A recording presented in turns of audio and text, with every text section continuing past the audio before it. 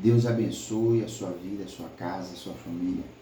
Que o Senhor abençoe o seu dia, esse dia tão especial. Que o Senhor derrame as suas ricas bênçãos sobre ti. O Natal, ele passou, não é verdade? Mas eu tenho uma palavra de Deus para o seu coração. Antes de eu ler essa palavra, nesse texto, eu quero pedir a você que compartilhe e mande para mais pessoas. Refletindo sobre o Natal, as pessoas correm de um lado para o outro, preocupadas com os preparativos das festividades que movimentam as suas famílias. Em diversas partes do mundo, o Natal é comemorado em todo lugar. O que eu observo é que diante de toda essa agitação das festividades, muito prepara suas festas, seus comes e bebes, lamentavelmente lembram de Jesus. Lamentavelmente lembra do Senhor. As pessoas lembram da comida, lembram da bebida, lembram do presente, mas o coração está longe de Jesus. Na verdade, entendemos que o Natal, ele presume ter Jesus como personagem principal dessa festividade, ou desta melhor comemoração. O Natal hoje está muito banalizado. Quantas pessoas hoje em dia, infelizmente, lembram de tudo, menos de Jesus? Aí a palavra do Senhor, o verdadeiro significado do Natal para nós, é adorar Cristo, nosso único Senhor e Salvador. O nascimento de Jesus é o cumprimento de uma promessa, ou melhor, de várias promessas de Deus. Mas a principal promessa é Gênesis capítulo 3, versículo 15. E também Isaías 9, versículo 6. Essa promessa, para não tocar o Stefano, por favor, meu amor. Se quiser ficar do meu lado aqui, fica à vontade. Essa promessa do cumprimento da promessa de Deus para nossas vidas, observe Isaías 9,6. Porque um menino nasceu, um filho se nos deu, o governo está sobre os seus ombros, o seu nome será maravilhoso, conselheiro, Deus forte, Pai da eternidade e príncipe da paz. Isso aqui é uma promessa, um menino nos deu, está falando de Jesus. Um filho se nos nasceu, o governo está sobre os seus ombros. O nome dele é maravilhoso. Jesus é maravilhoso. Ele é conselheiro, ele é Deus forte, Pai da eternidade e príncipe da paz. O nascimento de Jesus não é um evento isolado no Novo Testamento, nem surge num vazio histórico. O nascimento de Jesus é registrado no Novo Testamento, o cumprimento de uma promessa de Deus. Eu quero dizer para você, Deus vai cumprir as promessas dele na sua vida. Passará o céu e a terra, mas as suas palavras não há de passar. Lá em Gênesis capítulo 2, versículo 15, nós entendemos que tudo tem um começo. Gênesis quer dizer o começo. A palavra diz, Gênesis, cadê Jesus? Gênesis 3,15. Deixa eu buscar para vocês aqui este versículo agora. Gênesis 3, versículo 15. Meu Deus, que maravilha, hein? E porém inimizade entre ti e a mulher, entre a tua semente e a sua semente. Essa te ferirá a cabeça e tu lhe ferirá o calcanhar. Olha para isso, gente. E tu lhe ferirá o calcanhar. Ou seja, da mulher vai nascer o Salvador. Quem é o Salvador? É Jesus Cristo. E esse ferirá o calcanhar. Deus anunciou o nascimento de Jesus. Tá ok, minha princesa? Deus anunciou o nascimento de Jesus, que nasceria da mulher e que da mulher nasceria um que pisaria na cabeça da serpente. Quem é esse? Esse descendente é Jesus, que pisou na cabeça da serpente, que derrotou Satanás. No 49 de Gênesis, versículo 10, nós temos aqui falando que Jesus viria da tribo de Judá. Por isso que Jesus, ele é o leão da tribo de Judá. Ele é o leão da tribo de Judá, porque ele viria da onde? Da descendência de Judá. Mas o que é muito lindo nessa palavra, falando de cumprimentos de promessa, é que a palavra de Deus, ela se cumpre. A Bíblia diz, passará o céu e a terra, mas a palavra do Senhor, ela não pode passar. Então, a partir daquele dia que Deus falou que da mulher nasceria um, o diabo não teve paz. Você vê que ele manda matar todas as crianças na época de Moisés, lá em Êxodo 2 ou 3.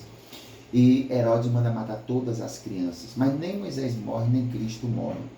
Porque Deus que está no controle de tudo e de todas as coisas. Glória a Deus.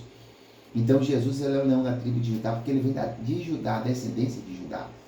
Tá? Da linhagem de Davi. O Salmo 22, o Salmo 110, eu quero recomendar para vocês lerem quando vocês tiverem um tempo. Porque nós vemos nesse salmo, ele vai descrever a vida, o ministério, o sofrimento, o sacerdócio, o reino de Jesus Cristo.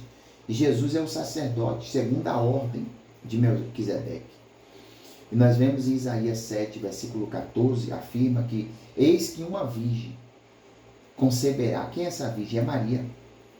Conceberá, dará à luz um filho. Quem é o filho? Jesus Cristo. E será o seu nome Emanuel, quer dizer Deus conosco. Essa palavra Deus conosco quer dizer Deus se conectando a nós, seres humanos aqui na terra. Deus é tão bom, tão maravilhoso, tão misericordioso, que o Pai conectou conosco. Glória a Deus. Por isso que o véu, quando vai se rasgar, quando ele diz teletestai, ele não se rasga de baixo para cima, mas de cima para baixo. É Deus dando um acesso ao homem. O homem agora tem acesso a Deus, a entrar na santa e gloriosa presença do Senhor. Eu quero te dizer, aproveita a oportunidade, o tempo que Deus te dá para você orar, para você buscar, para você se dedicar e entrar na presença dele. Cristo é o nosso intercessor, nosso mediador entre Deus e o homem. Emanuel, Deus conosco. Eu quero dizer, Deus é com você. Deus não te deixa, Deus não te desampara, Deus não vira as costas. Muito pelo contrário, Ele está comigo, Ele está contigo.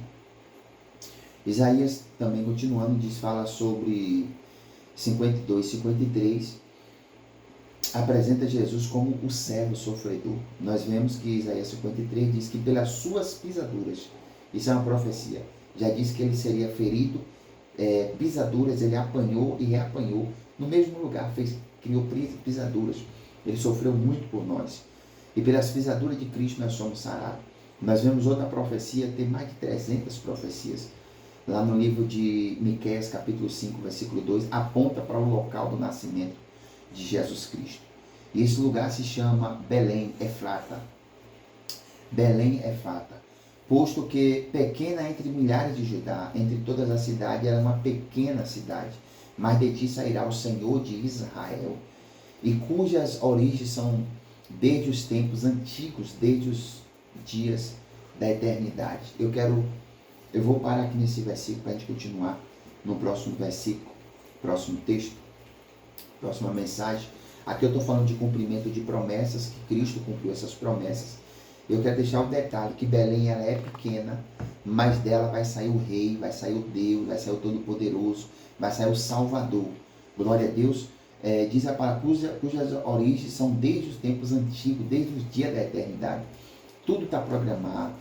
Deus ele tem um cronograma, a Bíblia é um cronograma, tem um projeto de Deus, tem um propósito de Deus. Eu quero fechar essa mensagem dizendo que Deus tem um propósito na sua vida. Deus tem um plano para a sua vida. Deus tem o melhor para a sua vida. Mateus ele vai narrar o nascimento, a vida e o ministério de Jesus. Ele relacionou esse acontecimento às profecias do Antigo Testamento, demonstrando para nós o que a chegada de Jesus ao mundo não se trata de um mero evento histórico, mas um cumprimento de promessas de Deus. Quando Jesus vem à Terra, ele está cumprindo uma série de promessas de Deus aqui nessa terra. Dessa forma, o nascimento de Jesus revela a fidelidade de Deus e o cumprimento de seu plano de redenção para toda a humanidade. Glória a Deus. Desta forma, o nascimento de Jesus, ela revela a fidelidade, que Deus é fiel e que Deus cumpre o seu plano de redenção para salvar todos os seres humanos aqui nessa terra. Então, o Natal é uma celebração do amor e da fidelidade de Deus para com a nossa vida. Deus vai cumprir as promessas na sua vida, como ele cumpriu na vida de Cristo.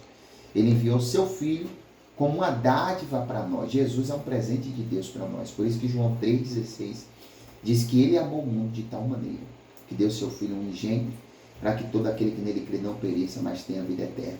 O nascimento de Jesus, a chegada do Redentor, o qual foi prometido desde o Antigo Testamento. Essa palavra se cumpriu e eu finalizo aqui. Jesus vai voltar.